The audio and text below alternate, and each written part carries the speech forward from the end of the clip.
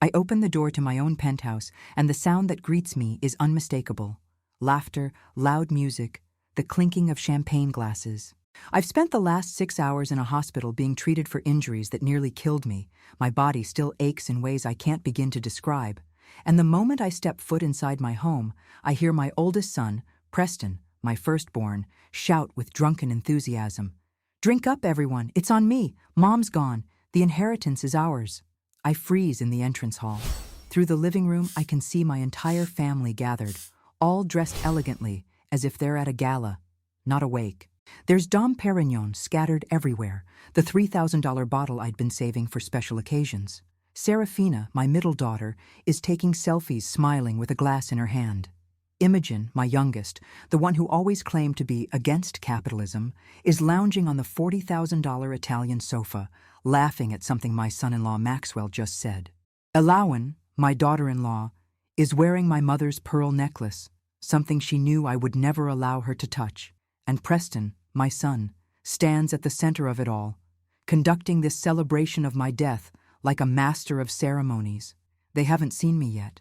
I watch in absolute shock as they process the impossible, that I'm alive, standing right there, witnessing the most brutal truth a mother could ever discover. The champagne bottle in Preston's hand tilts dangerously as he pours another round. His tie is loosened, his face flushed with alcohol, and what I can only describe as euphoria. My son is experiencing pure joy at the thought that I'm dead. Serafina throws her head back, laughing at something Elowen whispers to her, and I see her reaching for the Cartier bracelet I kept in my bedroom safe, the one Richard gave me on our 20th anniversary. She's already wearing it, already dividing my possessions like vultures picking at a carcass. Maxwell is on his phone, probably checking stock prices, already planning what to do with his share of my fortune. Imogen, my baby, my youngest child, who just 6 months ago sent me a 12-page manifesto about how wealth is theft and capitalism destroys souls, has my limited edition Hermes scarf draped around her shoulders. The irony would be almost funny if my heart wasn't being ripped apart. I take a step forward, and my shoe makes a soft sound against the marble floor. It shouldn't be audible over the music and voices, but somehow Serafina hears it. She turns, and the champagne glass slips from her hand, shattering against the imported Italian marble I'd chosen specifically because Richard loved the veining pattern. The sound cuts through everything, through the music, through the laughter, through all of it. One by one, they turn and see me. Preston goes white as paper. Imogen makes a strangled sound. Elowen rips my mother's necklace from her throat so quickly the chain breaks, pearls rolling across the floor like tiny planets escaping orbit. Maxwell simply freezes, phone still in his hand showing stock quotes he was probably planning to buy with inheritance money he thought was already his. "Mom," Preston finally says, and there's something in his voice, not relief, not joy, pure terror, terror of being caught. "We thought, the hospital said you were..." I walk into my own living room, each step in agony, but I keep my spine straight. I learned decades ago that women like me never show weakness, especially when we're destroyed inside. The bandages under my clothes pull against stitches, my ribs scream with each breath, but I will not let them see me hurt, not physically, not anymore. "They were wrong," I respond, my voice not sounding like my own. It's cold, controlled, lethal. As you can see, I'm very much alive. And apparently, I arrived just in time for the party. The silence that follows is absolute. I can see each of them calculating, trying to find explanations, excuses, anything that might soften what I've just witnessed. Preston's mouth opens and closes like a fish drowning in air. Serafina's face crumbles, but I can see it's not remorse. It's panic at being discovered. Imogen backs up against the sofa, her hand still clutching my scarf. Elawan is on her knees gathering pearls with shaking hands, as if putting my mother's necklace back together will somehow undo this moment. The music is still playing. Some pop song about living your best life.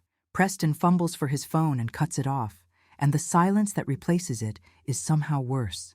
I can hear my own breathing, sharp and painful from the fractured ribs. I can hear someone's phone buzzing repeatedly. I can hear my heart breaking in a way that no car accident ever could. "How long have I been dead?" I ask, my voice eerily calm. 6 hours? 7?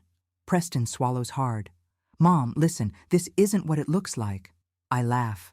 It's a harsh, broken sound. Really? Because it looks like my children are throwing a celebration party with my own champagne, wearing my jewelry, and toasting to my death before my body is even cold. Please, Preston, enlighten me. What exactly am I misunderstanding? He tries to step toward me, but I hold up my hand and he stops. Good. At least he still recognizes authority when he sees it. We were in shock, he says, and I almost admire the audacity of the lie. People process grief in different ways.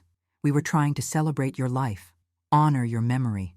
By stealing my possessions before the funeral?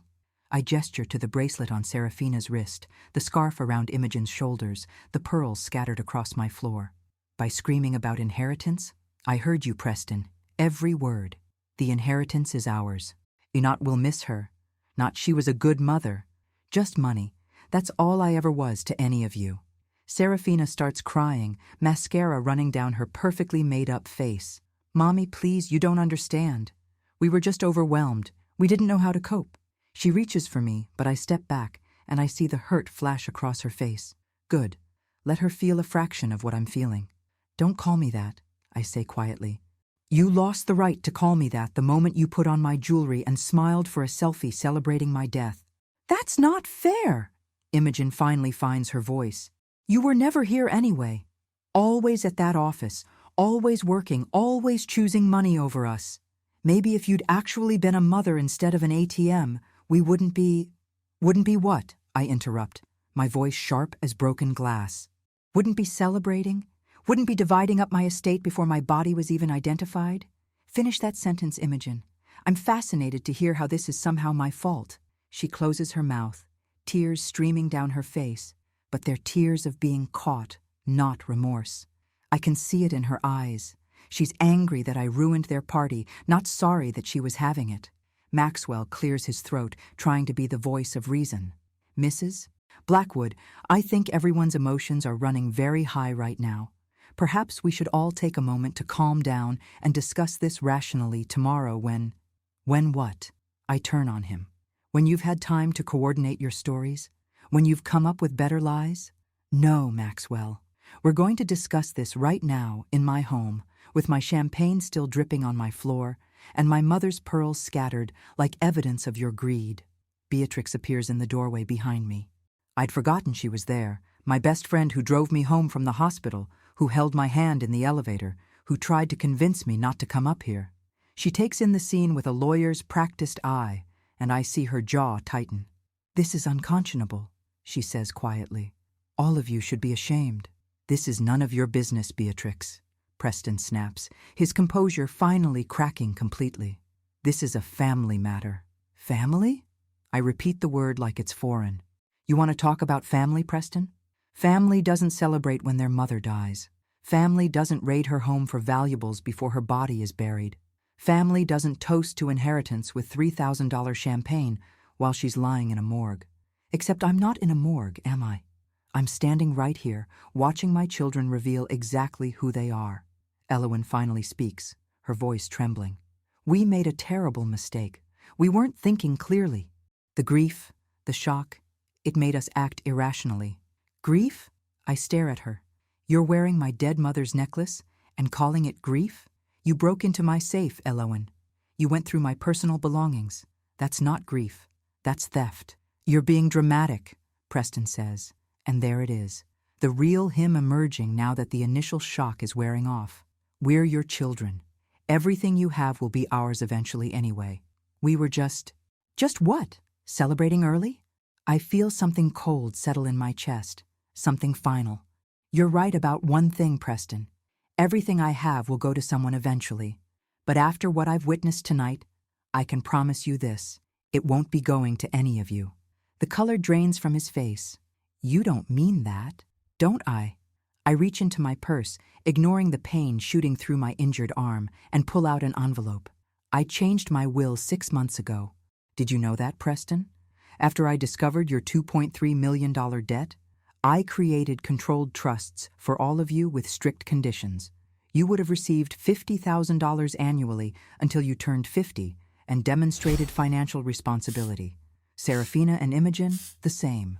I watched the devastation bloom across their faces, not because they're losing a mother, but because they're losing millions. The truth of what they value is written in every expression, every frozen feature. But you know what? I continue, my voice getting stronger even as my body screams in pain. I'm going to change it again. Tomorrow. You won't get 50,000 annually. You won't get anything. Zero. Every single cent will go to charities, to foundations, to people who actually need it and will appreciate it, not to children who throw parties when their mother dies. You can't do that, Serafina shrieks. That money is ours. Dad would have wanted us to have it. Your father? I turn on her. Your father who you barely visited in the hospital when he was dying? Who you couldn't be bothered to call on his birthday after he was gone? Don't you dare invoke Richard's name to justify your greed. Preston's face transforms into something ugly. You want to know the truth, Mother? Fine. You never loved us. All you ever loved was that damn office, those numbers in your bank accounts. You gave us money because it was easier than actually being a mother. So yes, we celebrated. Because at least now we might get something real from you, even if it's only your money. It's the only thing you ever knew how to give. The words hit me like physical blows. And there's enough truth in them to hurt in ways that go beyond any car accident. My vision blurs with tears. I refuse to let fall. Not here. Not in front of them. You're right, I say quietly. And I see them all freeze, shocked. I failed you. I worked too much. I was absent too much. I showed love the only way I knew how, through financial security. I thought providing for you was the same as loving you. I was wrong about that. For a moment, I see hope flash across their faces, but I'm not finished. But you know what I discovered today? My voice hardens again. While I was unconscious in a hospital, potentially dying for real, not one of you came looking for me. Not to identify a body, not to plan a funeral, not even to ask questions. You came straight to my home and opened my champagne to celebrate the inheritance. That tells me everything I need to know about who you really are. And it has nothing to do with my failures as a mother. It has everything to do with your failures as human beings. The silence that follows is suffocating. I look at each of them, these people I carried in my body, nursed through illnesses, sent to the best schools, gave everything I had to give. And all I see looking back are strangers, strangers who wear my jewelry and drink my champagne and count my money while celebrating my death. Get out, I say simply. All of you. Get out of my house now. Nobody moves. I said, get out! My voice rises to a shout that sends pain shooting through my fractured ribs, but I don't care anymore. Get out and don't come back, ever. You're not welcome in my home. You're not welcome in my life. You want my money so badly? You can spend the rest of your lives knowing you'll never see a penny of it. Preston is the first to move, grabbing his coat with shaking hands. Elowen follows, still clutching broken pearls. Maxwell pulls Serafina toward the door as she sobs theatrically. Imogen is the last to leave, turning back to look at me with something that might be genuine regret. But it's too late. 26 years, too late. The door closes behind them, and I'm alone with Beatrix, in the wreckage of my shattered family. I stand there for a long moment, staring at the spilled champagne, the broken glass, the scattered pearls. Then my legs give out, and Beatrix catches me, guiding me to the sofa that Imogen was lounging on minutes ago. The pain in my ribs is excruciating now that the adrenaline is fading, but it's nothing compared to the pain in my chest that has nothing to do with the accident. How did it come to this? I whisper, and Beatrix doesn't answer because there is no answer. Or maybe there are too many answers, stretching back decades. I built Blackwood Capital from absolutely nothing. When I say nothing, I mean it. I grew up in a modest 3-bedroom house in South Boston, the daughter of a postal worker and a school cafeteria manager. My parents loved me fiercely, but we counted pennies. I wore my cousin's hand-me-downs. I worked 2 jobs through high school. When I got accepted to Columbia University on a full academic scholarship, my mother cried for 3 days straight because she was so proud, but also terrified I was leaving for a world she didn't understand. I was 22 years old when I started as a junior analyst at a small investment firm in Manhattan, making $42,000 a year. The men I worked with, They came from money, from families with country club memberships and summer houses in the Hamptons. They spoke a language of inherited wealth I'd never learned. But I had something they didn't. I was hungry, desperate to prove myself, terrified of returning to that life of counting pennies. I worked 16-hour days. I studied market patterns until my eyes burned. I made calls at 5 in the morning to catch Asian markets, stayed until midnight analyzing European closures. While my colleagues went to expensive lunches and networking golf games, I ate sandwiches at my desk and taught myself advanced financial modeling. Within 3 years, my portfolio performance was beating everyone else's by significant margins. Within 5 years, I was a senior analyst. Within 10, I was a partner. That's when I met Richard Ashford. He was 41, I was 32. He came from old money, the kind of family that had been wealthy for so many generations, they didn't even think about it anymore. He was handsome in that effortless way of men who've never doubted their place in the world. And somehow, inexplicably, he was interested in me, the girl from South Boston with rough edges I hadn't quite polished away yet. "You're the most driven person I've ever met," he told me on our third date. "It's intoxicating." We married 6 months later.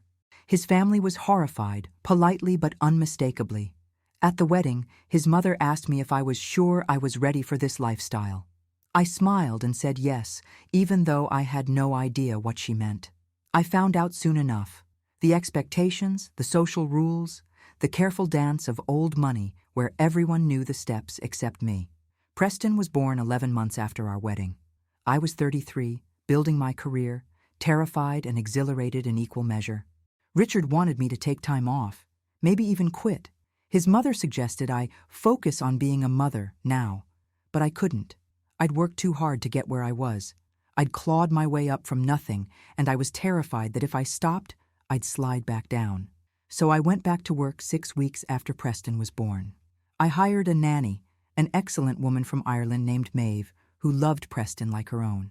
Richard was disappointed, but he accepted it. His mother never did.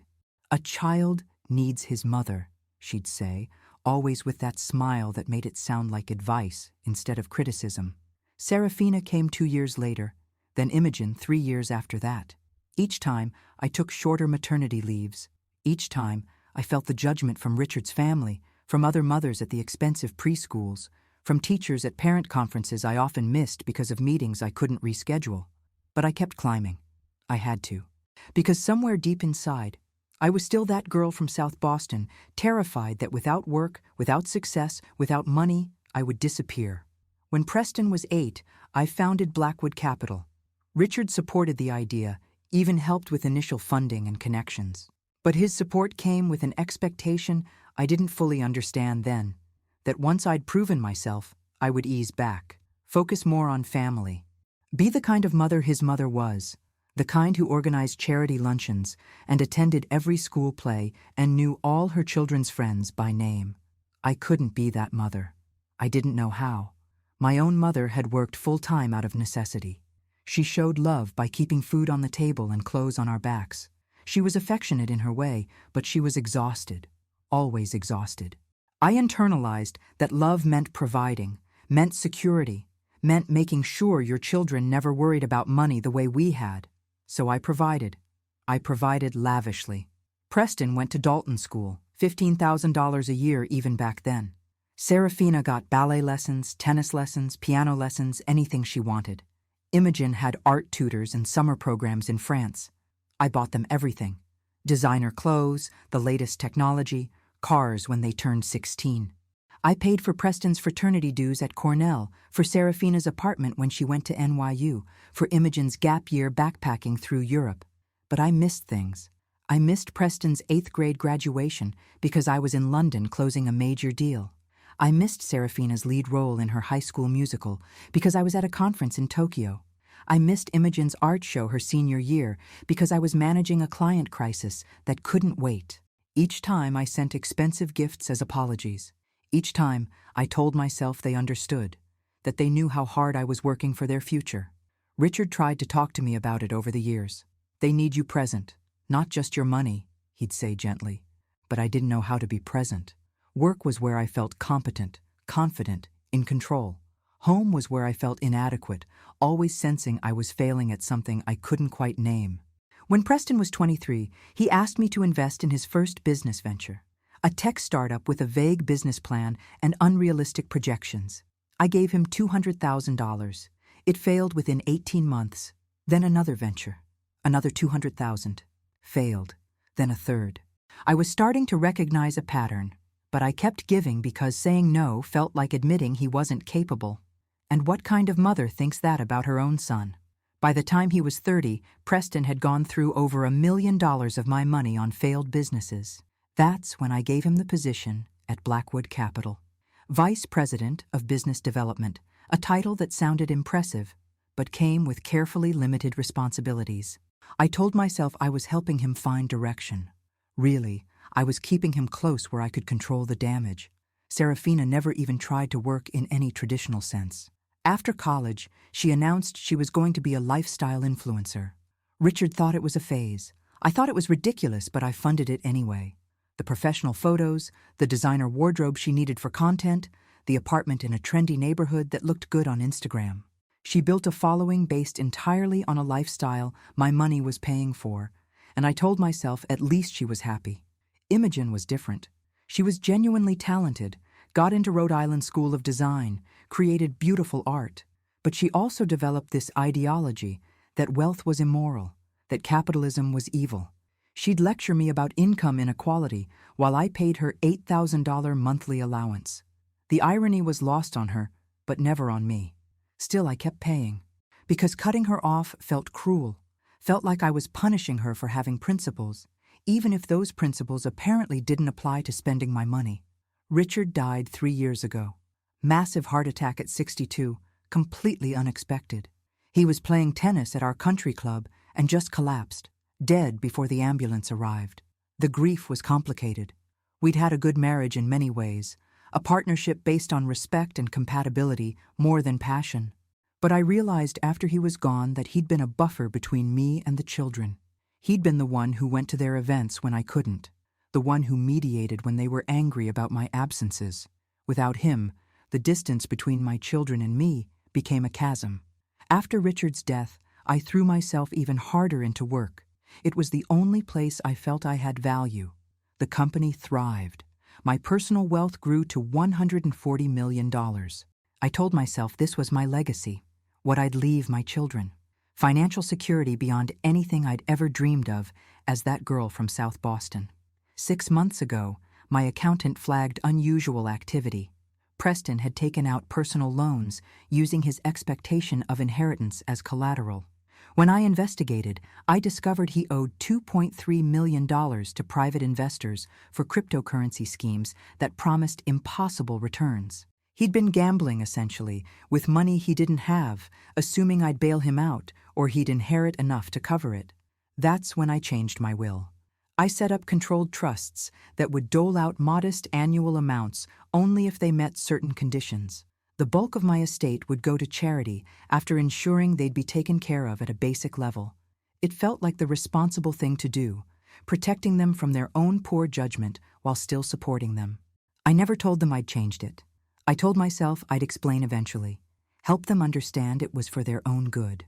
But really, I think I was afraid of their reaction, afraid of confirming what I already suspected, that my value to them was primarily financial.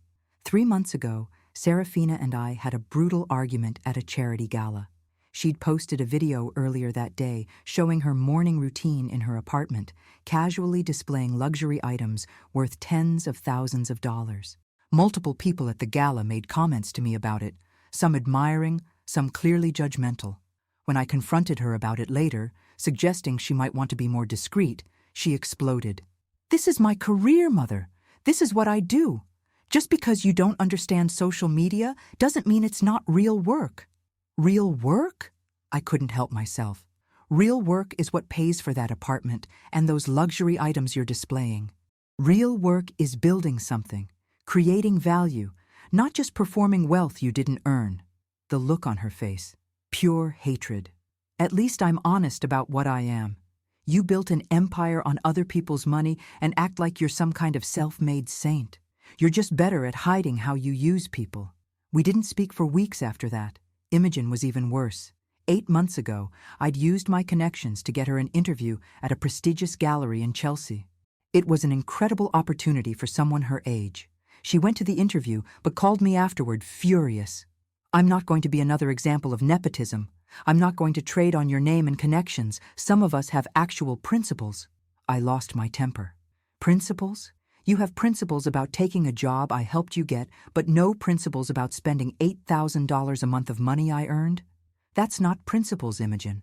That's hypocrisy. She hung up on me. We hadn't spoken since. And now this ultimate betrayal. This final proof that I'd been right to fear their true feelings all along.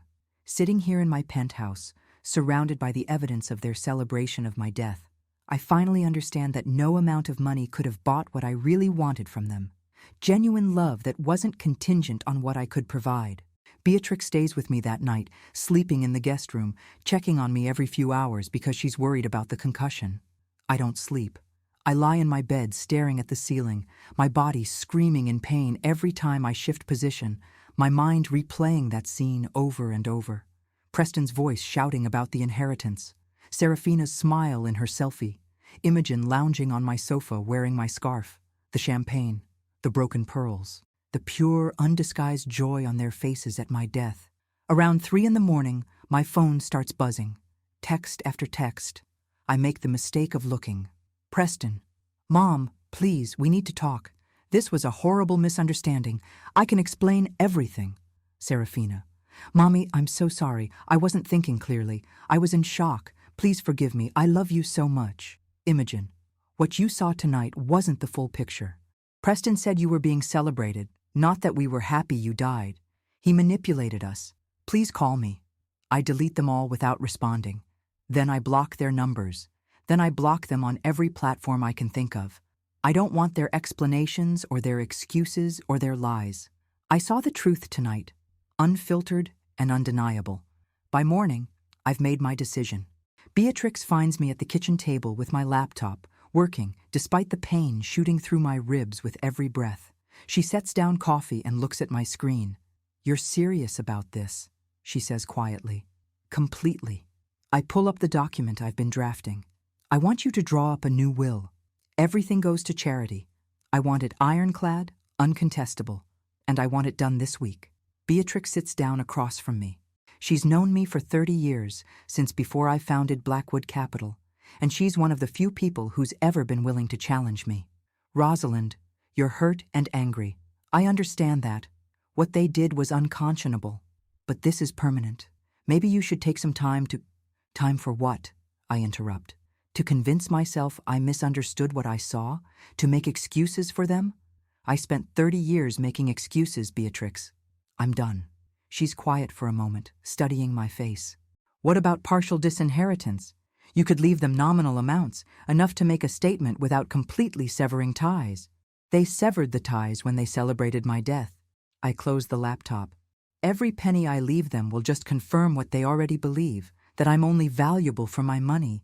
I won't do it. I won't enable them anymore. Beatrix sighs but nods. I'll draft something by end of week. But Rosalind, you need to prepare yourself. They're not going to accept this quietly. Preston especially. He's desperate, and desperate people do unpredictable things. She's right, of course. But I don't care. Let them rage. Let them fight. They already showed me who they really are. The messages continue throughout the day despite the blocks. They find ways. Preston emails my work account. Mom, I know you blocked us, but please, just give me a chance to explain. Everything got out of hand. I'd been drinking, I wasn't thinking. Can we meet for lunch? I'll come wherever you want. Serafina creates a new Instagram account to message me. Mother, I'm begging you. I made a terrible mistake, but I love you. Please don't shut me out. I need you. Even Maxwell sends a formal email. Mrs. Blackwood, I apologize for my presence last night. I should have stopped what was happening. I failed you, and I'm deeply sorry. The only one who doesn't reach out is Imogen, and somehow that stings more than anything. My youngest, my baby, can't even be bothered to try. On the second day, Elowen shows up at Blackwood Capital. My assistant Claire intercepts her in the lobby, calls up to warn me. Should I have security escort her out? Part of me wants to say yes, but curiosity wins. Send her up. Ilawan enters my office looking like she hasn't slept, her eyes red and swollen. She's dressed simply, no jewelry, no makeup, trying to look humble and remorseful. Mrs. Blackwood, thank you for seeing me. I'm giving you 5 minutes. I don't stand, don't offer her a seat. Talk. She twists her hands together, a nervous gesture. I know what we did was unforgivable. I know how it looked. But you need to understand, Preston has been under incredible pressure. The debt he owes, the people he owes it to, they're dangerous. He was drinking heavily, not thinking clearly. When we got the call from the hospital saying you died, he just spiraled. Spiraled into celebration?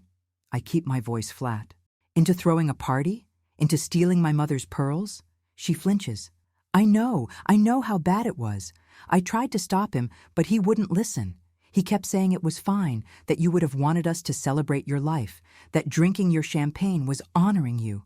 She takes a step closer. He's not a bad person, Mrs. Blackwood. He's your son. He's just lost and scared, and he made a horrible decision. Did he force you to put on my mother's necklace?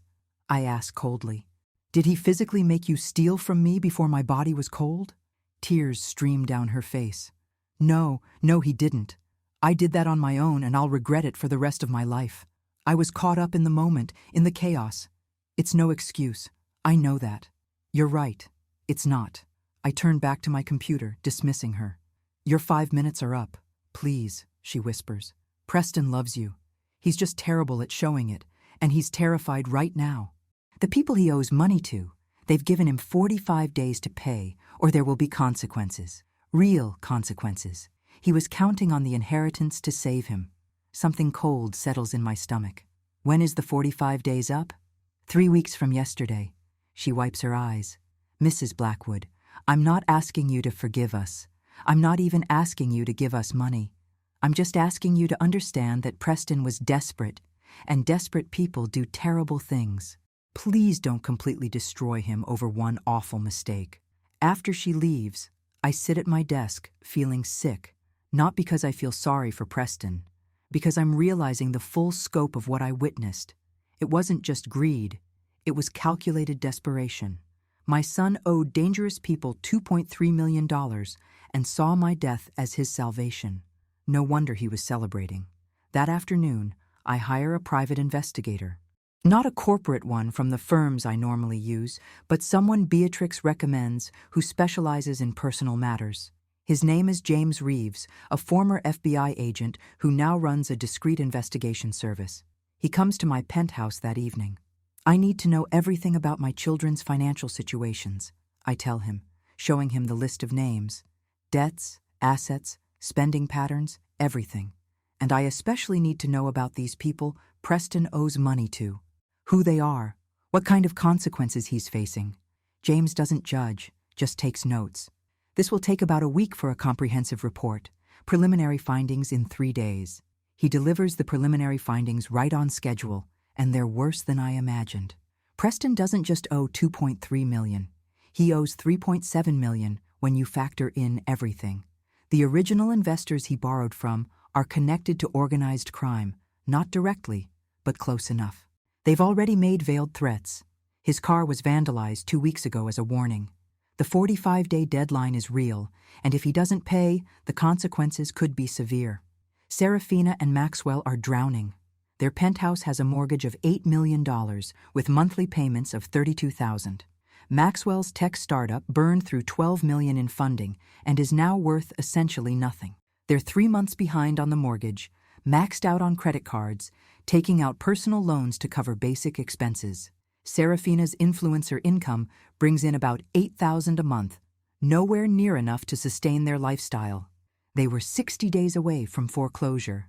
Imogen is the least desperate financially, but the most interesting psychologically. She accepted the gallery job she publicly refused. She's been working there for 6 months under a pseudonym, taking a salary, building a career, all while maintaining her anti-capitalist image online and to the family. She lives in a modest apartment in Brooklyn that I pay for, spends her salary on artist friends and political causes, and apparently plans to announce her gallery position as some kind of statement about doing it on her own, once she's established enough. The full report a week later includes details that make my blood run cold. The investors Preston owes money to have connections to a criminal organization that specializes in financial crimes. They've been patient so far because they believed Preston would inherit substantial wealth. But they've been monitoring the situation. They know about the changed will from 6 months ago because Preston told them in a panic, trying to negotiate more time. They gave him the 45 days because the previous will still left him with enough to pay them back eventually through the trust. But if I cut him out completely, if he inherits nothing, they will come after him. And it won't just be threats. I'm sitting with this information when Preston calls my office directly, bypassing my blocked cell. Claire puts him through before I can stop her. "Mom, please don't hang up." His voice is ragged, desperate. "I know you don't want to talk to me, but you need to understand something. Those people I owe money to, they're not going to just accept that I can't pay. They're going to hurt me, actually hurt me. And maybe Elowen too. Is that what you want? Your son beaten or worse because you're angry about a stupid drunken mistake? You mean your stupid drunken celebration of my death?" I keep my voice steady. "Did you think about consequences when you were toasting to your inheritance with my champagne?" "I was out of my mind," he shouts. "I've been living in terror for months, Mom. These people, they're animals. They've made it clear what happens if I don't pay. I thought you were dead.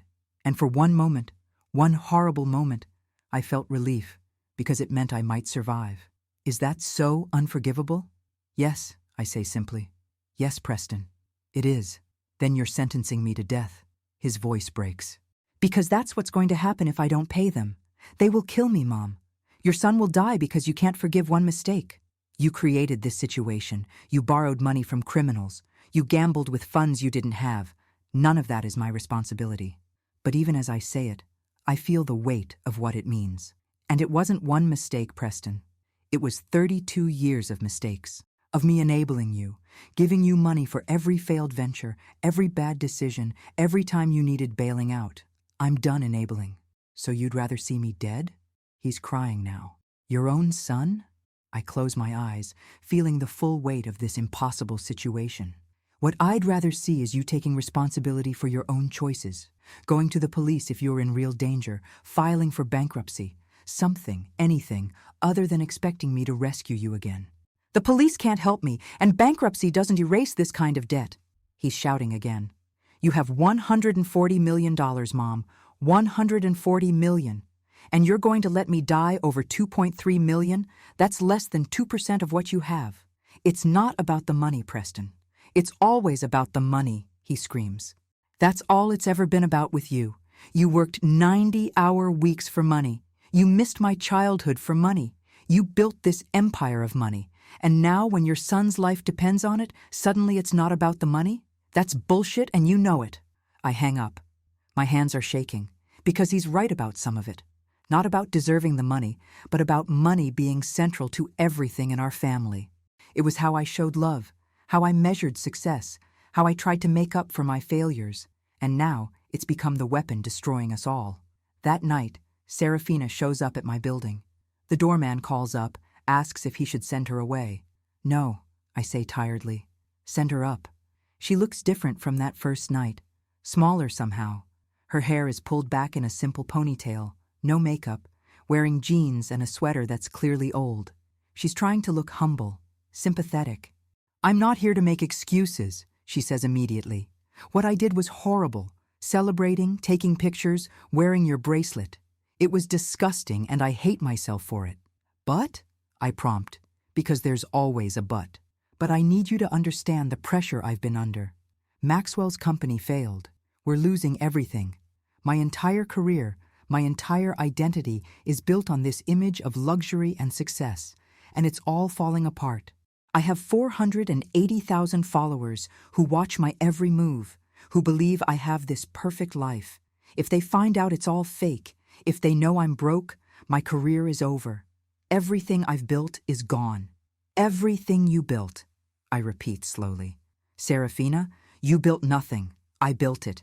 Every designer item in your closet, every luxury experience you've posted, every first-class flight and 5-star hotel, I paid for all of it. You didn't build a career. You performed one using my money as props. She flinches like I've slapped her. That's not fair. I worked hard to build my following. The content, the engagement, the brand partnerships I've developed. Using a lifestyle you couldn't afford without me. I shake my head. Do you even hear yourself? You're upset that your fake life is falling apart. Have you considered just being honest? Telling your followers the truth? The truth? She laughs bitterly. The truth is, I'm a 30-year-old woman with no real skills, no education that matters, and no way to support myself. My husband's company failed. My mother hates me. And in 2 months I'll be homeless. That's the truth, Mom. Is that what you want me to post? I want you to take responsibility for your own life. I stand up, ignoring the pain in my ribs. You're 30 years old, Serafina. At 30, I was a senior analyst supporting myself. You've never supported yourself a single day in your life. Because you made it so I didn't have to, she shouts. You threw money at me constantly. Every time I mentioned wanting something, you bought it. You made me dependent on you, and now you're punishing me for being exactly what you created. The words hit harder than I want to admit, because again, there's truth there. You're right, I say quietly. I did enable your dependence. I made it too easy, and I'm stopping now. By cutting me off completely? By letting Maxwell and me lose everything? Tears stream down her face. I'm your daughter. Don't I deserve a second chance? You got second chances your whole life, Serafina. 30 years of second chances, of me funding every whim and dream and expensive lifestyle choice. What you did 2 nights ago, celebrating my death, that wasn't a mistake. It was showing me who you really are when you think no one's watching. She stares at me for a long moment. Then something in her face changes, hardens. You know what? Preston was right about you. You never loved us. You just wanted to control us with your money. And now that we're not playing along perfectly, you're taking it all away like the vindictive bitch you've always been underneath that elegant exterior. Get out, I say coldly. Gladly. She heads for the door but turns back. I hope you're happy, Mother. I hope living in this penthouse surrounded by your money and your success makes you happy. Because you're going to die alone. All 3 of your children hate you now. You did that. Not us. You. The door slams, and I'm alone again. Her words echo in the empty space. You're going to die alone. Maybe she's right. Maybe this is what I deserve for 30 years of getting it wrong, of choosing work over presence, money over time, providing over connection. My phone rings. It's an unknown number, but something makes me answer. Mrs. Blackwood? A man's voice, smooth and professional. My name is Victor Castellano. I believe we have a mutual acquaintance. Your son, Preston. My blood turns to ice. Who is this? I'm one of the people your son owes money to. Quite a lot of money, actually.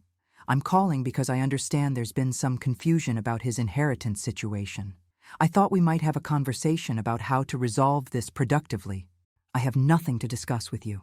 My heart is pounding. I think you do, Mrs. Blackwood. You see, your son made promises based on certain expectations. We've been very patient because we believed those promises had merit. But now we're hearing concerning rumors about changes to your will. I'm hoping you might reconsider those changes, for everyone's sake. Are you threatening me? My voice is steady, but my hands are shaking. I'm simply stating facts. Preston owes $3.7 million. He has 22 days to pay. If he can't pay, there are consequences. But you can prevent those consequences very easily. All you need to do is ensure he receives his inheritance as originally planned. He pauses. I'm told you're worth $140 million. This is a very small percentage of your wealth, Mrs. Blackwood. Surely your son's well-being is worth such a modest sum. My son created this situation, not me. True, but you're the only one who can solve it. His voice remains pleasant, conversational. I'll give you some time to think about it. But Mrs. Blackwood, time is limited. 22 days. I'd encourage you to make the right decision. He hangs up. I stand there holding the phone, feeling walls closing in. Preston didn't just destroy our relationship with his celebration of my death. He's put me in an impossible position. Pay his debts and confirm that I'm just an ATM to be manipulated, or refuse and potentially watch my son get seriously hurt or killed by criminals. Beatrix arrives an hour later, responding to my frantic call. I tell her everything. The call from Victor Castellano, The threats, the timeline. She listens with growing concern. This is serious, Rosalind. These people don't make empty threats. So what do? I ask helplessly. If I pay them, I'm enabling Preston again, proving that he can manipulate me with threats. But if I don't, you need protection, Beatrix says firmly, and we need to document everything. This man threatened you. That's a crime. He didn't threaten me. He threatened Preston. He implied that paying would ensure everyone's well-being. That's a veiled threat. She pulls out her phone. I'm calling a security firm I know. You're getting 24-hour protection starting tonight. I don't need... Yes, you do. Because if these people will threaten your son over money, they'll absolutely target you. She's already dialing. And Rosalind, we need to consider that Preston might have given them access to you. Your address, your schedule, everything. He's desperate enough to do anything. The thought makes me nauseous. My own son, potentially putting me in danger to save himself. But after what I witnessed 2 nights ago, after everything I've learned, I can't even say I'm surprised. The security team arrives within 2 hours. Professional, thorough, frightening in their efficiency. They sweep my penthouse for devices, check all access points, establish protocols. By midnight, I have armed security outside my door and a former Secret Service agent named Marcus, who'll be my personal protection whenever I leave the building. I lie in bed that night, my body still aching from the accident, my mind reeling from everything that's happened. 72 hours ago, I was driving to a morning meeting, successful and secure in my life. Now I'm being protected by armed guards from potential threats connected to my own son's debts, estranged from all 3 of my children, and facing an impossible choice that could determine whether Preston lives or dies. And the worst part? The absolute worst part? I'm not even sure anymore what the right answer is. The decision comes to me at 4 in the morning, after another sleepless night. I'm sitting in my living room with coffee. I shouldn't be drinking because of the pain medication. Watching the city lights blur through exhausted eyes, when clarity finally arrives. It's not gentle or comforting. It's cold and absolute. I'm not going to pay. Not because I don't love Preston, not because I want him hurt, but because paying now, under these circumstances, with these threats, would be the final and most destructive enabling act of my entire life as a mother. It would teach him that manipulation works, that threats work, that he never has to face consequences, because I'll always rescue him. And more than that, it would make me complicit in a system of violence and criminality that I want no part of. But I'm also not going to leave him defenseless. At 7 in the morning, I call James Reeves, my investigator. I need everything you have on Victor Castellano and his organization. Everything. Financial records, business connections, criminal histories, vulnerabilities. I don't care what it costs. Mrs. Blackwood, these are dangerous people. I know exactly how dangerous they are. That's why I need the information. I pause. And James?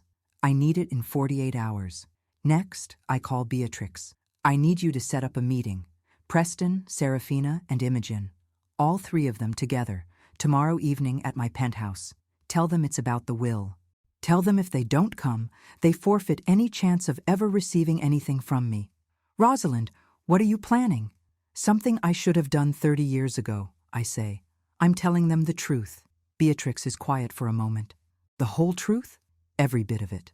The next 36 hours pass in a blur of preparation. James delivers his report on Victor Castellano, and it's thorough, damning, and exactly what I need. Castellano runs what appears to be a legitimate investment consulting firm, but it's a front for loan sharking and financial manipulation targeting desperate wealthy people. He's been investigated twice, but never charged. He's careful, connected, and dangerous, but not untouchable. I spend hours on phone calls with attorneys Beatrix connects me with, specialists in criminal finance and witness protection. I learn about immunity deals, about how to approach federal prosecutors, about what evidence they'd need to bring down someone like Castellano. It's a long shot, but it's a shot. The evening of the meeting, Marcus wants to be in the room with me. I refuse. This is between me and my children. Wait outside. If I need you, I'll call. They arrive separately. Imogen first, looking defiant and scared in equal measure. Then Serafina, makeup perfect, but eyes haunted. Finally Preston, with Eloan beside him, even though I only invited my children. He looks terrible. He's lost weight, his eyes are bloodshot, and there's a barely concealed panic in his movements. Eloan wasn't invited, I say calmly. I'm not leaving him, she responds, gripping his arm. Whatever you're going to say, I'm part of this family too. I'm too tired to argue. Fine. Sit. They arrange themselves on the sofas, a united front against me. It would be almost funny if it weren't so tragic. Imogen won't meet my eyes. Serafina keeps checking her phone. Preston stares at me with an intensity that borders on manic. Thank you for coming, I begin, standing in front of them rather than sitting. A power position, something I learned decades ago in boardrooms. I asked you here because we need to have a conversation we should have had years ago. An honest conversation with no more pretending, no more excuses, no more lies. If this is another lecture about how ungrateful we are, Serafina starts. It's not. I cut her off. This is me taking responsibility for my failures as a mother and you taking responsibility for your choices as adults. Both things are true. Both things matter. Preston leans forward. Mom, if this is about the money I owe, it's about all of it, Preston. Everything. The money you owe, yes, but also 32 years of me getting it wrong, of showing love through checks instead of presents, of building financial security while neglecting emotional connection. I failed you, all of you. I see that now with painful clarity. Imogen finally looks up, surprised. You're admitting you were wrong? I'm admitting I was wrong about many things. I thought providing meant loving. I thought if I gave you everything materially, it would compensate for giving you nothing emotionally. I was absent when you needed me present. I missed moments I can never get back. I prioritized work over you, again and again, and I told myself it was for you when really it was for me, because work was where I felt competent, and motherhood was where I felt inadequate. Serafina is crying now, silently. Even Preston looks shaken, but I'm not finished. However, I continue, my voice hardening, my failures as a mother don't excuse what you did. They don't justify celebrating my death. They don't justify stealing from me before my body was cold. They don't justify 30 years of taking everything I gave while resenting me for how I gave it. We all made choices. Mine were often wrong, but yours were too. So what now? Preston asks hoarsely. You brought us here to tell us we're all terrible and you're cutting us off completely? Is that it? No. I pull out a folder, setting it on the coffee table between us. I brought you here to give you a choice. Each of you. A real choice, with real consequences. I open the folder, revealing 3 separate envelopes. Preston, I know about Victor Castellano. I know about the threats, the timeline, all of it. I also know things about Castellano that could be very valuable to federal prosecutors. I've spent the last 2 days consulting with attorneys who specialize in witness cooperation. Preston goes pale. What are you saying? I'm saying I can help you. Not by paying your debt, but by helping you escape it legally. We can approach the FBI with what I've learned about Castellano's operations. In exchange for your testimony and cooperation, they can offer immunity for your involvement and protection from retaliation. You'd have to testify. You'd have to expose everything. But you'd be safe, and you'd be free of this debt. Testify against them? Eloan gasps. Are you insane? They'll kill him. Not if he's in witness protection. Not if Castellano and his associates are in prison. I look directly at Preston. This is your choice. Take responsibility for what you've done. Cooperate with law enforcement, start over with a clean slate. Or continue trying to manipulate and threaten your way out of consequences. But I won't enable the second option. Not anymore. Preston's hands are shaking. And if I refuse? If I don't want to be a witness, don't want to testify, don't want that life, then you deal with your debts yourself. I won't pay them. Not directly, not indirectly, not ever. You created this situation. You find a solution that doesn't involve using me as a bank account. I turn to Serafina. Your choice is different but similar. I'll pay off your mortgage. All $8 million. I'll give you enough to live comfortably for 2 years while you figure out what you actually want to do with your life beyond performing wealth for strangers online. Her eyes widen with hope. But, I continue, there are conditions. You delete your Instagram account. All of it. The performance ends. You go to therapy, weekly, with a counselor who specializes in identity and authenticity issues. You get a real job, something that pays you for actual work, not for displaying luxury you didn't earn. And you're honest with Maxwell about everything. Your finances, your dependence on me, all of it. No more secrets, no more pretending. Delete my account, she whispers. That's my entire career. That's my point, Serafina. It's not a career. It's a performance, and the performance is killing you. I'm offering you a chance to find out who you actually are when you're not performing. I pause. But it's your choice. Take the help with the conditions or refuse and figure it out on your own. Finally, I turn to Imogen. You've been working at the Morrison Gallery for 6 months under a pseudonym, taking a salary, building a career, all while maintaining this fiction that you're too principled to use my connections or money. She flushes deep red. How did you? I know everything, Imogen. I always have. I'm your mother. I pull out her envelope. Here's your choice. Come clean. Tell me the truth about the job, about your actual beliefs versus your performed beliefs, about who you really are. And in exchange, I'll fund your dream. Whatever artistic vision you actually have, whatever you genuinely want to create or support, I'll back it. Fully, generously. But only if you're honest with yourself and with me about what you actually want versus what you think you should want. The room is completely silent. All three of them stare at their envelopes like they might explode. These are real choices, I say quietly. Real chances to start over, to break the toxic patterns we've all been trapped in. But they require something from you that I never required before.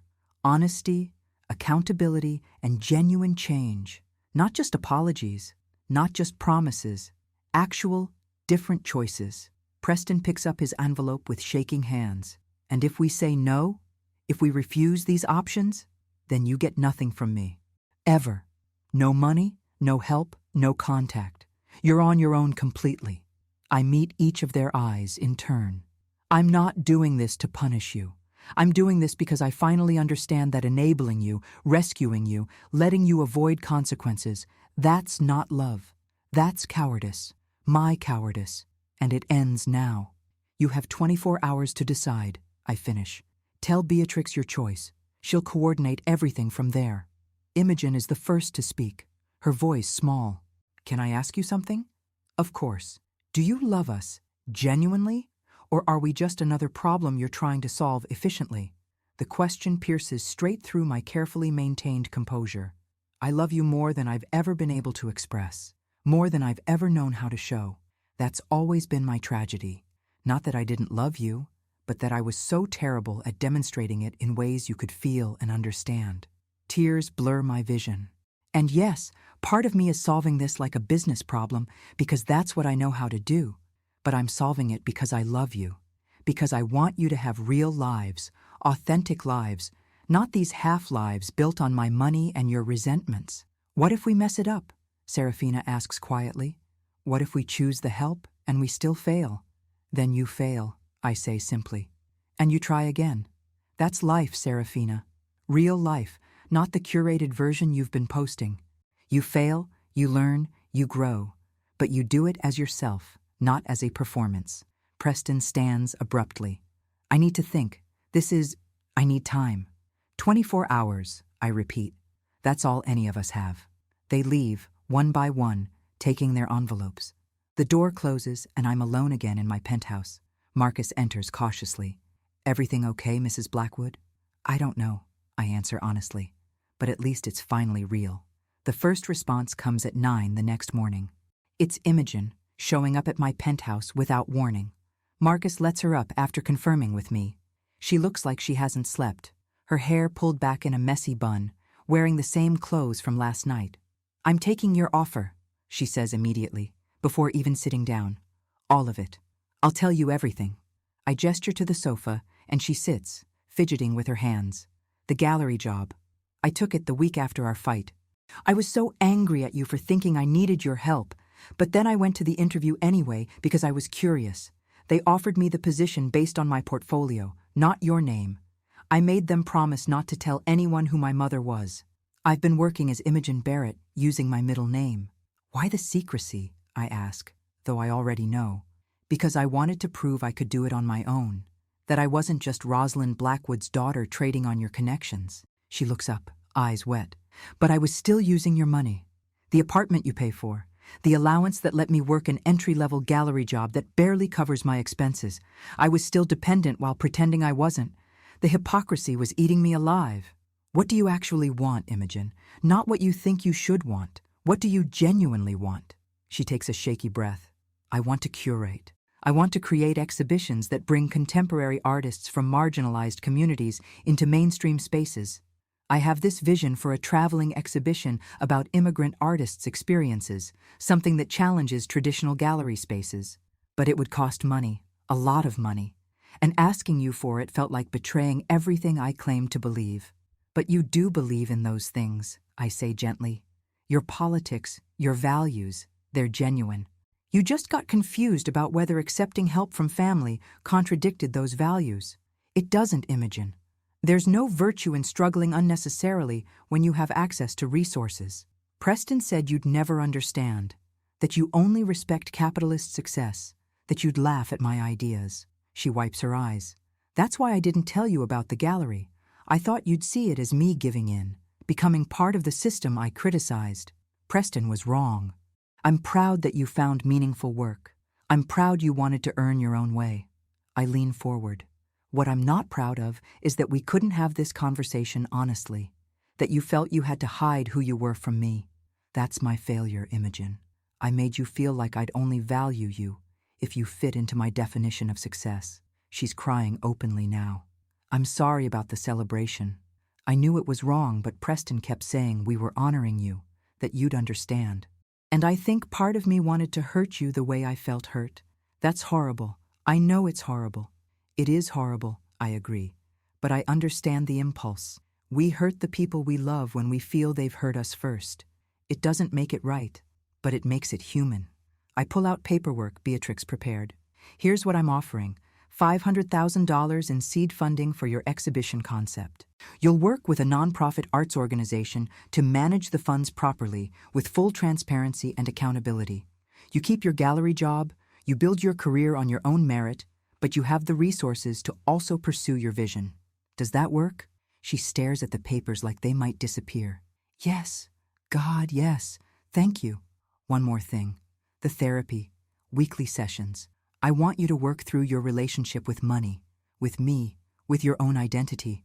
No more performing politics while living off wealth. Either embrace that you come from privilege and figure out how to use it responsibly, or actually live the values you espouse. But no more hypocrisy. Deal? Deal. She signs the papers with shaking hands. Mom, I do love you. I know I'm terrible at showing it. I know I hurt you, but I love you. I love you too, baby. The endearment slips out, something I haven't called her in years. Now go build something meaningful. Show me what you can do. After Imogen leaves, I feel cautiously hopeful. 1 down, 2 to go. But the wait for the other responses is agonizing. Hours pass. Beatrix calls twice for updates. James Reeves checks in about Castellano's movements. Marcus changes shifts with another guard. And still nothing from Preston or Serafina. At 4 in the afternoon, Serafina arrives with Maxwell. They both look exhausted but determined. We sit in my living room and Serafina starts talking immediately. I can't delete my Instagram. She holds up her hand when I start to protest. Wait, let me finish. I can't delete it completely because I have contracts, partnerships, obligations I've signed, but I can transform it. I spoke with Maxwell, with my therapist I've actually been seeing for 3 months, and with a career counselor. Here's what I'm proposing instead. She pulls out her phone, showing me a document. I come clean to my followers, all of it. A series of posts about the reality behind the curated life I've been showing. The debt, the pressure, the performance, all of it. I partner with a financial literacy organization to create content about what actually happens when you live beyond your means. I go back to school for a degree in communications or marketing, and I use my platform to promote authenticity instead of aspiration. I'm stunned. You came up with this in 24 hours? I've been thinking about it for months, she admits. I've been miserable, Mom. Absolutely miserable. The pressure to maintain the image, the constant fear someone will find out the truth, the emptiness of getting validation from strangers while my real relationships fall apart. When you gave me that ultimatum last night, it was actually a relief. It gave me permission to stop performing. Maxwell speaks up. Mrs. Blackwood, I take full responsibility for our financial situation. My startup failed because I made poor decisions, chased growth over sustainability, burned through capital trying to compete with companies that had 10 times our resources. I should have been honest with Serafina about how bad things were. I should have insisted we downsize, change our lifestyle. Instead, I let her keep performing while everything collapsed around us. What's your plan? I ask him directly. I'm taking a position with a former competitor. Regular salary, no equity, stable income. It's humbling, but it's honest work. We're selling the penthouse, moving to a normal apartment in Queens. I'm going to spend the next few years rebuilding my reputation and our finances the right way. No shortcuts, no get-rich-quick schemes, just steady, responsible work. I look at Serafina. And you're okay with this? Queens instead of Manhattan? Normal instead of luxury? I'm terrified, she says honestly. My entire identity is wrapped up in that lifestyle. But I'm also relieved. Maybe I can figure out who I actually am when I'm not constantly performing who I think I should be. She pauses. Will you still help us with the mortgage, even if I don't delete the account completely? I consider this. Her alternative plan is actually better than what I proposed. More thoughtful, more sustainable, more authentic. Yes, I'll pay off the mortgage. You can use the proceeds from selling the penthouse to start fresh, debt-free. But Serafina, the weekly therapy is non-negotiable, and I want monthly check-ins. Not about money, about how you're actually doing. Real conversations, not performances. Can you commit to that? Yes, absolutely yes. She's crying again. I'm sorry, Mom. I'm so sorry about everything. The celebration, the bracelet, all of it. I was so caught up in panic about losing everything that I lost myself completely. I know, sweetheart. I know. I hand her the paperwork. Sign this. Start over. Do it right this time. They leave together, holding hands, looking lighter somehow despite the hard road ahead of them. 2 down, but Preston's silence is deafening. The 24-hour deadline passes with no word. 26 hours, 30. I'm starting to think he's chosen to refuse everything when Beatrix calls at 11 that night. Preston wants to meet, but not at your penthouse. He wants neutral ground. He's suggesting the conference room at my office, tomorrow morning at 9. Did he say anything else? Just that he's bringing Elowen, and he needs you to bring James Reeves with all the information about Castellano. Beatrix pauses. Rosalind, be careful. He sounded strange, desperate. I barely sleep that night. Marcus insists on accompanying me to Beatrix's office, along with another security guard. We arrive 15 minutes early. Preston is already there, pacing the conference room. Elowen sits in a chair looking pale and frightened. Preston looks worse than 2 days ago, if that's possible. His hands shake, his eyes are wild, and he's clearly operating on no sleep and too much caffeine. You're late, he snaps, even though I'm early. Preston, sit down. I use my CEO voice, the one that's ended 1,000 boardroom arguments. He sits. Talk to me. Tell me what you're thinking. I'm thinking that your offer is insane. He slams his hand on the table. Witness protection? Testifying against organized crime? Starting over with nothing? You're asking me to throw away my entire life. Your entire life is debt and desperation right now, I counter. I'm offering you a way out. By becoming a rat, by hiding for the rest of my life, by losing everything that makes me who I am. He's shouting now. My name, my connections, my position at Blackwood Capital, all of it, gone. You never had a real position at Blackwood Capital, I say quietly. That was always a fiction, Preston. A title with no substance. I gave it to you because I didn't know how else to help you. But it wasn't real. The look on his face is pure devastation and rage. So that's what you think of me? That I'm useless? That I've never accomplished anything real? I think you've never been given the chance to accomplish anything real because I kept rescuing you from consequences. I pull out the folder James prepared. But here's your chance, Preston. Real consequences, real choices, real opportunity to do something meaningful, even if it's hard. Alawan speaks up, her voice barely audible. What exactly would witness protection involve? James Reeves, who's been silent until now, answers. Relocation to a different city, new identities for both of you, FBI protection during the trial and investigation, ongoing monitoring after. It's not easy, but it's safe. And Preston's testimony could take down an entire criminal financial network. That's meaningful work, even if it's not glamorous. How long would the investigation take? Preston asks, and I hear something different in his voice. He's actually considering it. 12 to 18 months from initial cooperation to trial. During that time, you'd be in protected housing, working with prosecutors to build the case. James slides documents across the table. I've already had preliminary conversations with an assistant U.S. attorney I know. They're very interested. Castellano's been on their radar for years, but they've never had solid witnesses willing to testify. Preston picks up the documents with shaking hands. And after? After the trial? After you start over. Different name, different city, but safe and free of debt. The government has programs to help witnesses establish new lives. It's not luxurious, but it's stable. James looks at him seriously. Preston, I've investigated Castellano's organization. If you don't pay that debt, the consequences are very real. They've put people in the hospital. They've destroyed businesses. In 2 cases I know of, people disappeared. This isn't a game. I know that, Preston shouts. Why do you think I'm so desperate? I'm not an idiot.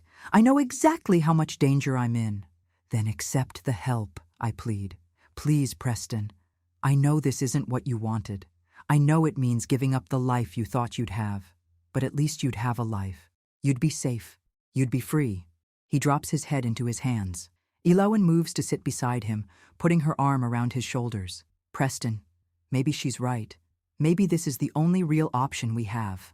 I can't, he whispers. I can't be nobody. I can't start over with nothing. I'm Preston Blackwood. That name means something.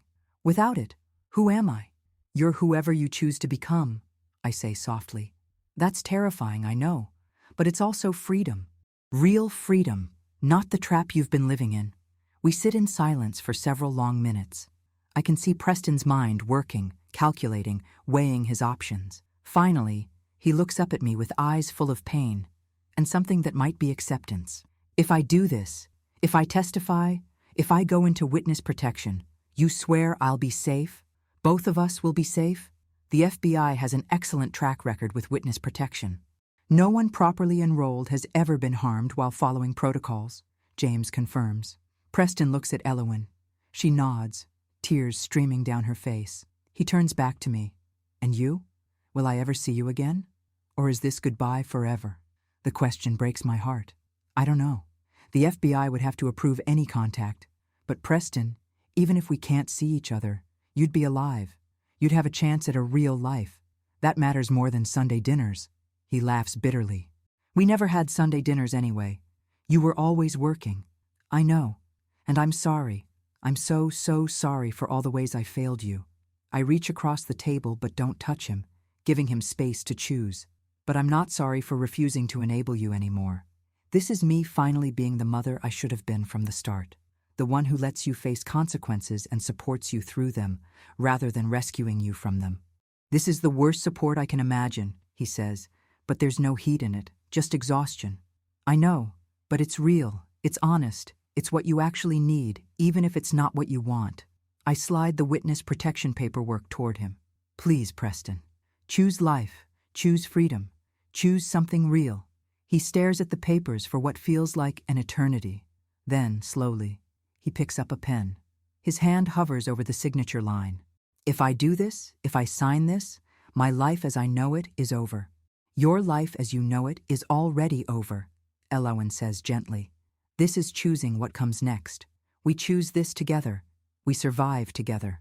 Preston signs. His signature is shaky, but it's there, legally binding, irreversible. Then he drops the pen and puts his face in his hands and sobs, deep, wrenching sobs that sound like they're tearing him apart. Elowen holds him. I want to go to him, want to comfort him, but I know he needs to feel this, needs to grieve the life he's losing, even if that life was built on lies and debt. James gathers the paperwork efficiently. I'll get this to the U.S. Attorney's office today. They'll want to meet with Preston tomorrow to begin the debriefing process. Pack light. You'll both need to come into protection immediately once you've made your official statement. Tomorrow? Preston looks up, panicked. That fast? Castellano's deadline is in 19 days. We can't risk waiting. James's voice is kind but firm. The faster we move, the safer you are. Can I say goodbye to my sisters? Preston asks me. One last time before I disappear? I'll arrange it. Tonight. All of us together, here in Beatrix's office. I finally reach across and take his hand. He doesn't pull away. Preston, I know you don't believe this now, but I'm proud of you. This choice, this courage to face consequences and start over, this is the bravest thing you've ever done. It doesn't feel brave. It feels like I'm running away. You're running toward something, I correct. Toward honesty, toward safety, toward a chance to discover who you are without the weight of the Blackwood name and all the expectations that came with it. That's not cowardice. That's courage. He doesn't look convinced, but he nods. The meeting ends. James leaves to file the paperwork. Marcus escorts me back to my penthouse to rest before tonight's gathering. I'm exhausted, emotionally and physically. My ribs still ache from the accident that started all this just 1 week ago. 1 week. It feels like a lifetime. That evening, all 5 of us gather in Beatrix's conference room.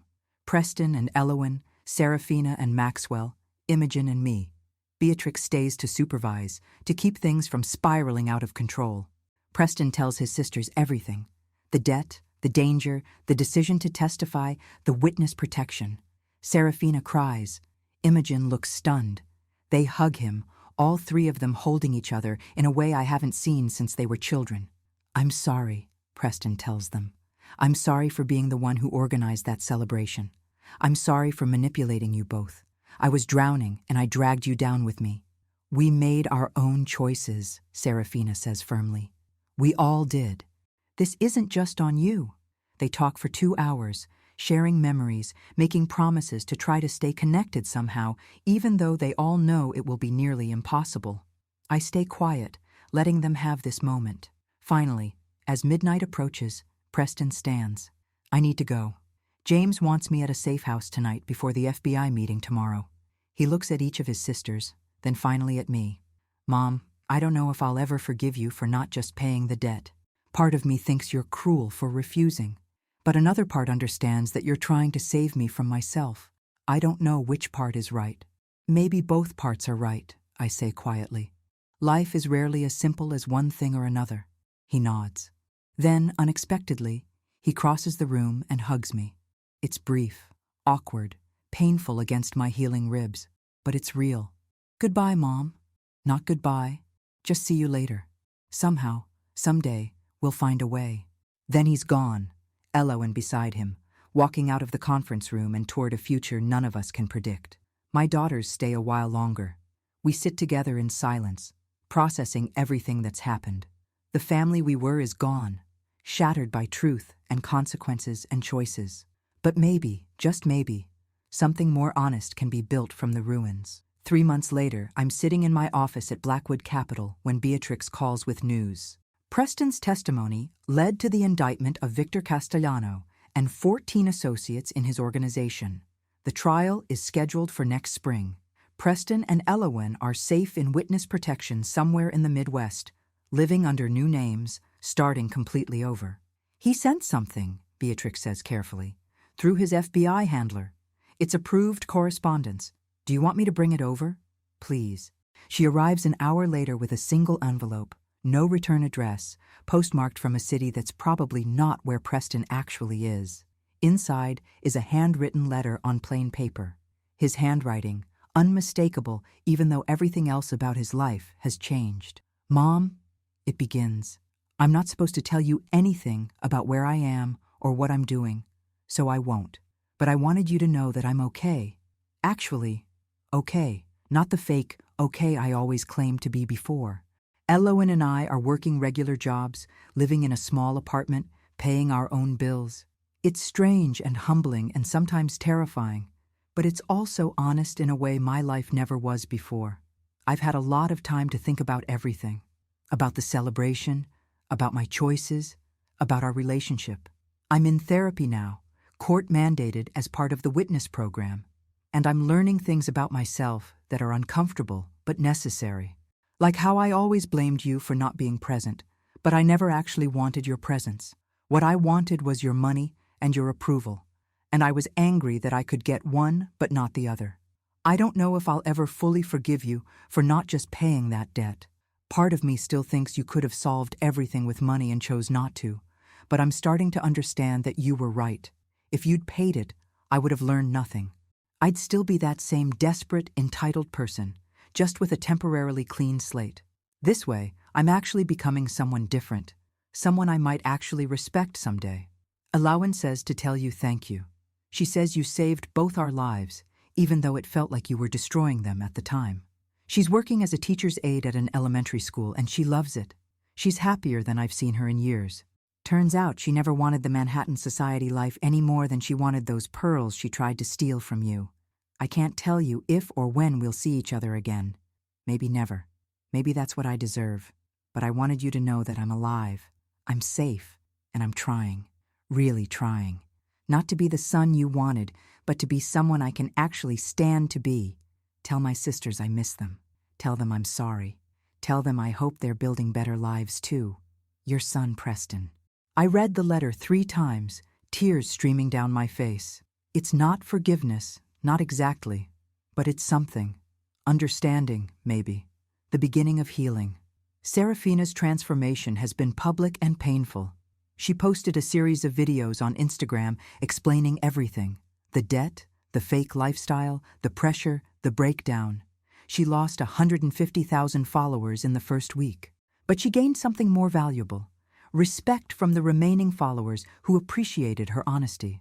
She's back in school studying marketing and communications, working part-time at an advertising agency, living with Maxwell in a modest 2-bedroom in Forest Hills. She visits me every Sunday now. Real visits, not performances. We have coffee, we talk about her classes, about her therapy, about her struggles with identity. Last week she told me something that broke my heart and healed it simultaneously. I think I hated you because you were everything I was afraid I'd never be, she said.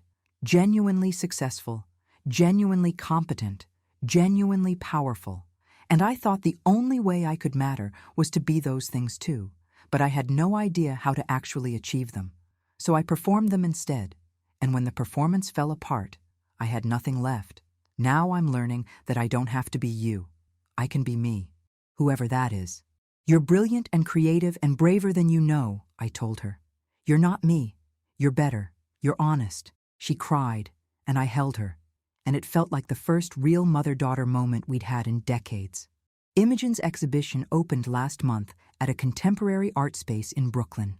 Crossing, Immigrant Artists Navigate Identity featured work from 12 artists from 6 different countries, exploring themes of displacement, belonging, and transformation. I went to the opening. Imogen introduced me to everyone as her mother. No hedging, no shame. The exhibition got reviewed in the New York Times. They called it a powerful meditation on what it means to belong nowhere and everywhere simultaneously. Afterward, over wine at a bar nearby, Imogen asked me something I'd been waiting years to hear. Will you tell me about growing up in South Boston? About what it was like being poor? I've spent my whole life being Rosalind Blackwood's daughter, but I never actually knew your story. So I told her. About my parents, about hand-me-downs and counting pennies, about being terrified at Columbia, surrounded by people who'd never worried about money, about the hunger that drove me, the fear that fueled my work ethic, the desperation to never go back to that life of scarcity. That's why you work so hard, she said, understanding dawning. Not because you loved money, but because you were terrified of poverty. Yes, and I never wanted you kids to feel that fear, so I overcompensated. I gave you everything materially and nothing emotionally because I didn't know how to do both. I took her hand. I'm learning now. Slowly. Probably too late. But I'm learning. It's not too late, she said firmly. We're all still here. We're all still trying. Blackwood Capital continues to thrive, but I've made changes. I promoted my COO, a brilliant woman named Sarah Chen, to co-CEO. We're sharing responsibilities, and for the first time in 30 years, I'm not working 90-hour weeks. I'm going to therapy myself, twice a week, working through decades of issues around achievement, worth, and love. My therapist, Dr. Rahman, asked me recently what I've learned from everything that's happened. I thought about it for a long time before answering. I learned that you can't buy love or connection or family. You can only build them, slowly, through presence and honesty and the willingness to be vulnerable. I learned that my children needed me, not my money. And I learned that sometimes the most loving thing you can do is let people face the consequences of their choices, even when it breaks your heart to watch. And what have you learned about yourself? She pressed. That I'm not the failure I always feared I was. I made mistakes, serious ones, but I was also doing the best I could with the tools I had. My children deserved better, but they also made their own choices. Both things are true. I can take responsibility for my failures without taking responsibility for everything. The scars from the accident are visible on my left arm, a permanent reminder of the day that changed everything. Sometimes I trace them and think about how close I came to actually dying. How different things would be if that hospital had been right, if I really had been dead when my children were celebrating. They would have inherited nothing, per the will I'd changed before the accident. They would have received the letter I'd written explaining my decision, telling them I loved them, but couldn't enable them anymore. They would have lived the rest of their lives knowing their last interaction with me was that celebration, with no chance for redemption or repair. Instead, we all got a second chance. A brutal, painful, devastating second chance that required all of us to change fundamentally, but a chance nonetheless. Last week, I did something I've been considering for months. I established the Richard Blackwood Foundation for Family Financial Literacy, funded with $20 million.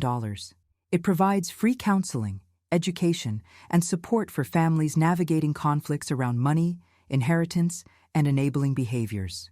Because I'm not the only wealthy parent who confused providing with loving. I'm not the only one who enabled adult children into dysfunction.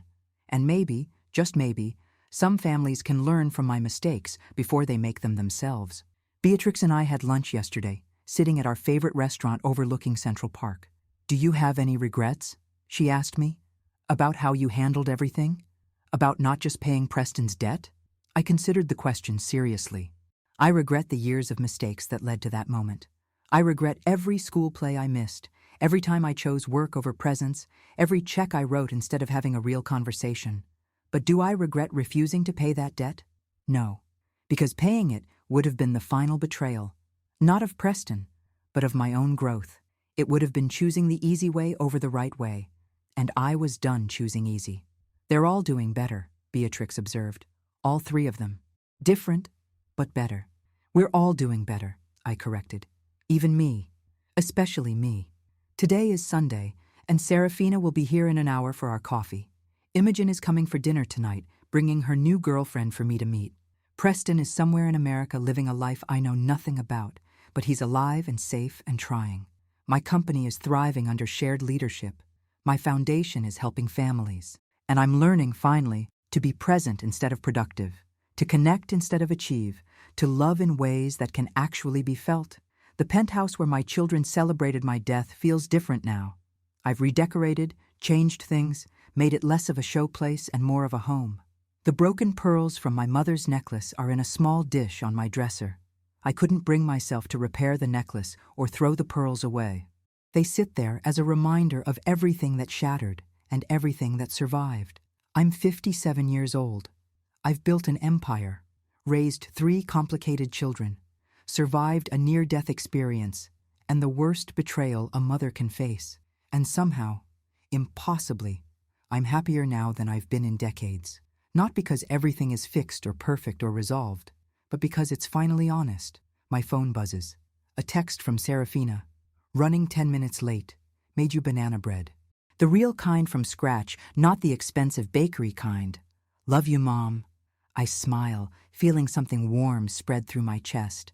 Not the fake warmth of champagne being opened in celebration of my death, but the real warmth of a daughter who calls me Mom, who makes me banana bread, who shows up every Sunday because she wants to, not because she has to or because she wants something. Love you too, sweetheart, I text back. And for the first time in longer than I can remember, I mean it in a way that feels whole and true and utterly, beautifully real. The sun is setting over Manhattan, painting my windows gold. I stand there watching the city I conquered, the empire I built, the life I created through sheer force of will and desperate fear of poverty. It's all still here, but now, finally, I'm here too. Not just my money, or my success, or my achievements. Me, Rosalind Blackwood, mother, CEO, survivor. Flawed and learning and alive, really truly impossibly alive.